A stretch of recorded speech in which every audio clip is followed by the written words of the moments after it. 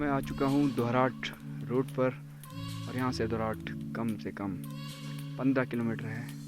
मैं बागेश्वर से चला हूँ दोहराट और दोहराट से फिर मैं दोनागरी से कौरवछीना, फिर कौरवछीना से फिर आसपास के गांव, उसके बाद नेक्स्ट टूर देखता हूँ किधर जाऊँगा, आपको बताता रहूँगा अपने इस योगीराज चैनल के माध्यम से। मैं आगे किस किस रूट पे जाता रहूँगा, हो सकता है रानीखेत का रूट भी अख्तियार करूँ या वापस फूलों की घाटी भी जा सकता हूँ। जाऊँगा सारी जगह, ऐसा नहीं है कि मिसिंग कोई नहीं करूँगा, मिस एक भी नहीं करूँगा, हर जगह जाऊँगा। थोड़ा सुस्ताने के लिए ज़रूर मैं यहाँ पर आया हूँ। रोड भी देख सकते हो आप, पेड़ों को देख सकते हो, रिसोर्स प्लानिंग देख सकते हो। तो अब हमारा सफ़र शुरू होता है पांडखोली का। पांडखोली का ट्रैक ज़्यादा तो कठिन नहीं है, मॉडरेट है, कम से कम 5 किलोमीटर है। कौरवछीना जो जगह जहाँ पर कौरव आकर भटक गए थे, वहाँ से शुरू होता है। क्योंकि ये मान्यता है कि पांडव अज्ञातवास के टाइम यहीं पर छुपने के लिए आए थे और जहाँ से आगे कौरव भी ढूंढते आए, लेकिन उनको ये जगह नहीं मिल पाई, इसलिए इसका नाम कुकुरछीना भी है। और तो ये इसी है से आगे का ये सफ़र शुरू होता है। मनोहारी दृश्य, चारों तरफ से पेड़ों से लदा हुआ ये एरिया। इसको आप वैसे तो ये बुग्याल का एरिया ही है, पहाड़ों में बुग्याल का एरिया है शायद, जैसे इसलिए पांडवखोली या पांडवों ने इस जगह को अगर चूज़ किया है तो काफ़ी एक बहुत बड़े पर्पस से भी यूज़ किया है इसका। क्योंकि ये जो बुग्याल है, एक तो ये मेन जगह कुकुरछीना से 3 किलोमीटर हाइट पे है, इसलिए शायद दूसरों के लिए इसको ढूंढना मुश्किल हो सकता है, अर्थात कौरवों के लिए। और उसके साथ साथ चारों तरफ बहुत जंगल का एरिया है आसपास, इसलिए शायद खनिज संपदा, वनस्पतियाँ, नदी या नाले या धाराओं की कमी भी नहीं पड़ेगी। साथ साथ फल फूलों की भी चिंता शायद उनको नहीं रही होगी जब उन्होंने उसको चूज़ किया होगा।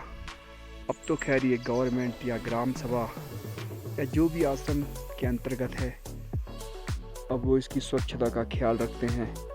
इसके लिए उन्होंने दान पात्र भी रखा है, कोई चढ़ावा दे तो वो इस पांडवखोली जगह के लिए, इसके पुनर्निर्माण के लिए काम आ सकता है।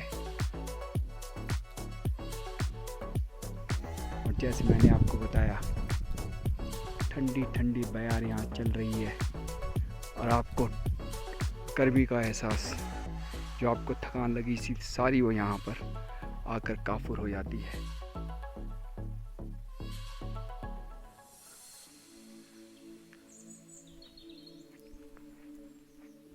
तो मैं अच्छा, जैसे मैंने आपको बताया, ये जगह दोरहाट से 19 किलोमीटर दूर है।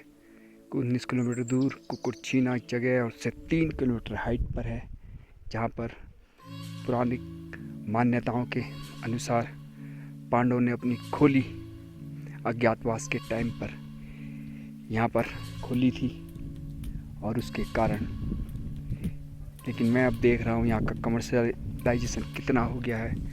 इस जगह बाइक भी खड़ी है, अब ये किस रास्ते से आई होगी ये तो शायद हमको नहीं बताएंगे, अन्यथा कस्टमर भी यहाँ पर अपनी, या जो टूरिस्ट है वो भी अपनी बाइक यहाँ पर ले आएंगे।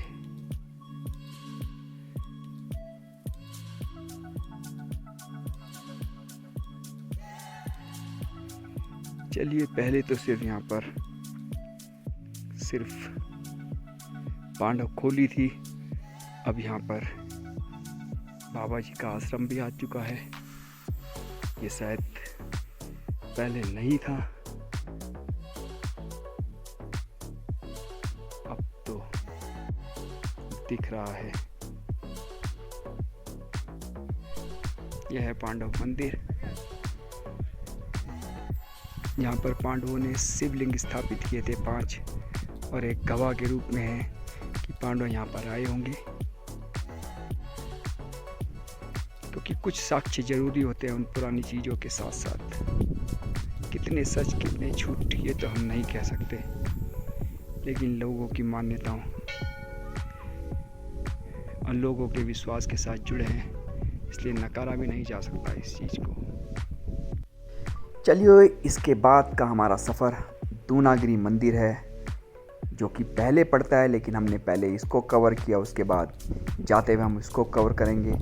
इसके साथ साथ एक मैसेज और दूंगा, अगर आप ट्रैकिंग के शौकीन हैं तो आपका फ़िटनेस लेवल बहुत हाई होना चाहिए। इसके लिए आपको शहरों के अंदर फ़िटनेस प्रोग्राम भी किए जाने चाहिए आपके द्वारा, या आपको पैदल चलने की या वॉकिंग, ब्रिस्क वॉकिंग की बहुत आदत होनी चाहिए। एटलीस्ट कम से कम 10 किलोमीटर पैदल तो आपको चलना ही चाहिए, तभी आपके ऐसे ट्रैकिंग पर्पस जो होंगे पूरे हो सकते हैं। अन्यथा ऐसे बहुत सारे ग्रुप, जो एक ग्रुप जा रहा है महाराष्ट्र, इनकी हालत बहुत ख़राब हो चुकी है।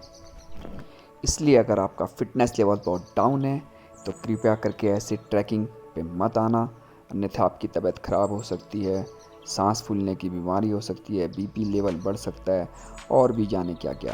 तो चलिए नेक्स्ट टूर पे फिर मिलेंगे दूनागिरी। धन्यवाद।